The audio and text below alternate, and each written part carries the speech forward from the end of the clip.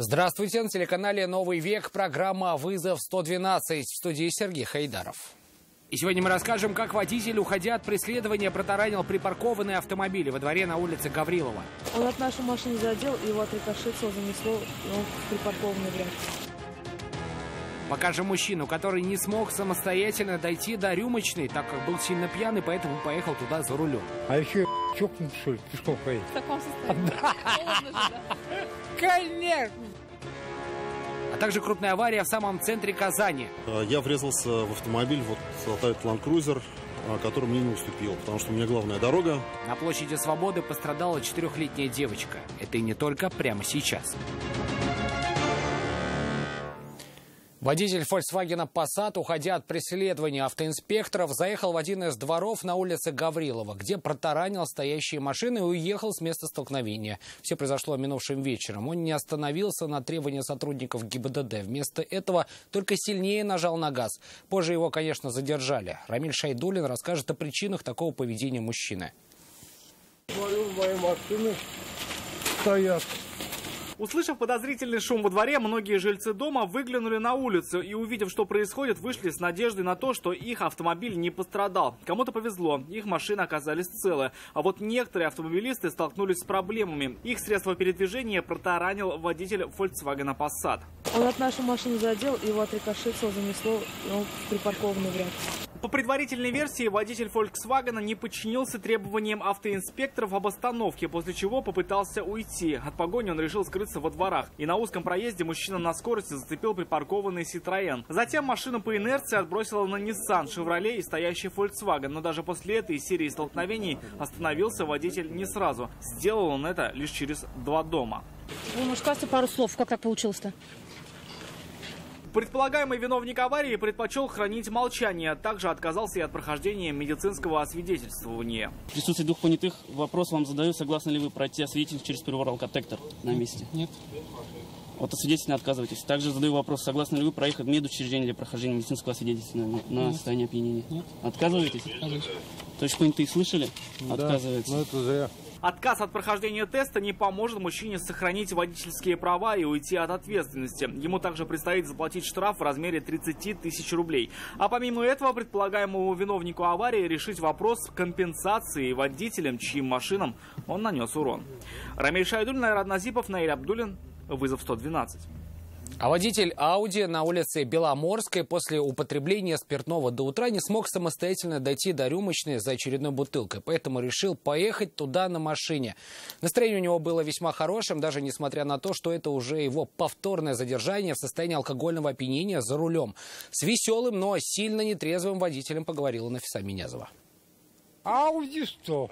Ауди 100. Да. Какая у вас крутая машина. Ой, блин, прям вообще такая. А ты сама какая? Он улыбался и шутил. Настроение мужчины было веселым и задорным, но вот его друзья осознавали последствия и старались оградить его от лишних слов. Молчи, а вы за рулем были, да? Нет.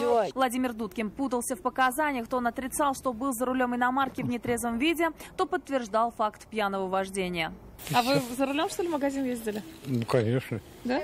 А еще чокнут, что ли, пешком ходить? В таком состоянии? Холодно же, да?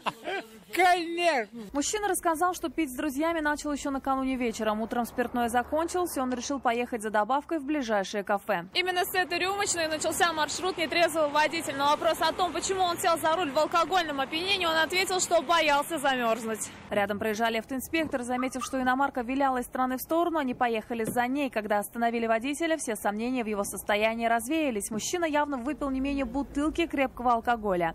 Выяснилось также, что ездить в пьяном виде для него не впервой. В сентябре минувшего года он уже попадался автоинспектором, когда разъезжал по городу пьяный. Тогда его задержали и лишили водительского удостоверения на 18 месяцев. За повторное аналогичное нарушение закон предусматривает уже уголовную ответственность, но за это мужчина не переживал. Его беспокоили деревья, которые росли у него во дворе. Он уверял, что они в любой момент могли упасть на людей. Себя как источник опасности для окружающих он не рассматривал. Переживаете, что на кого-то упадет дерево? Ну, конечно. Я не переживаю, просто в мою машину упадет. А когда за руль садитесь, не переживайте, что пьяный можете кого-нибудь сбить? Я катаюсь аккуратно. Для сбора всех доказательств нетрезвого вождения на место прибыла следственно-оперативная группа. Водителя отстранили от управления иномаркой. Санкции статьи за повторную езду в нетрезвом виде предусматривают от штрафа до 300 тысяч рублей до 2 лет реального лишения свободы. Нафиса Минязова, Константин Бушуев. Вызов 112. Жизни 2 человек унесла авария в Елабужском районе. Там водитель автомобиля Hyundai Solaris, двигаясь со стороны города на высокой скорости, выехал на встречную полосу, где лоб в лоб столкнулся с Opel Astra. На месте скончался 45-летний предполагаемый виновник аварии. Он не был пристегнут ремнями безопасности. Через пару часов в больнице умерла 39-летняя пассажирка Opel. Она получила травмы, несовместимые с жизнью.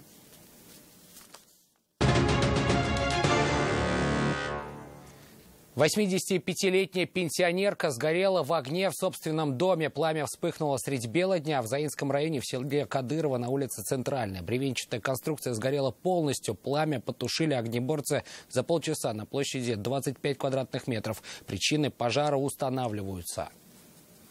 А в селе Новошишминск жертвой огня стал пожилой мужчина. Жилой дом сгорел на улице Попова. Пожарные справились с огнем на площади 54 квадратных метров. За пару десятков минут спасти 64-летнего мужчину они не смогли. Тело погибшего обнаружили, когда разбирали сгоревшие конструкции.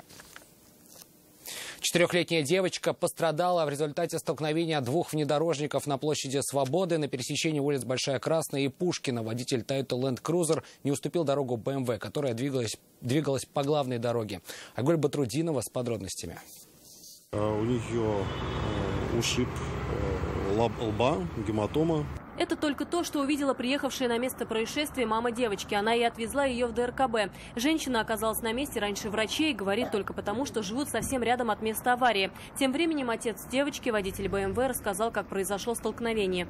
Я врезался в автомобиль, Toyota Land Cruiser, который мне не уступил, потому что у меня главная дорога. Сам предполагаемый виновник рассказывать, почему не пропустил автомобиль, едущий по главной дороге, на камеру не захотел. Однако в разговоре с автоинспекторами признался, что отвлекся на телефон. Ущерб, причиненный автомобилем, еще только предстоит подсчитать.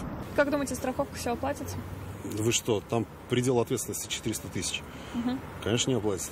А тут как, во сколько примерно сами оцениваете? Я не берусь оценивать, не специалист, но здесь значительно выше сумма ущерба. Если суммы страховки не хватит на восстановление автомобиля, то виновнику, вероятно, придется выплачивать разницу уже из своего кармана. Ответственность, которую понесет водитель «Тойоты», будет зависеть в том числе и от диагноза, который поставят врачи пострадавшей девочке. Айгуль Бадрудинова, Нафиса Минязова, Константин Бушуев, вызов 112. Это все, о чем мы успели вам рассказать. В студии был Сергей Хайдаров. До встречи. И не бросайте вызов судьбе. Вдруг она его примет.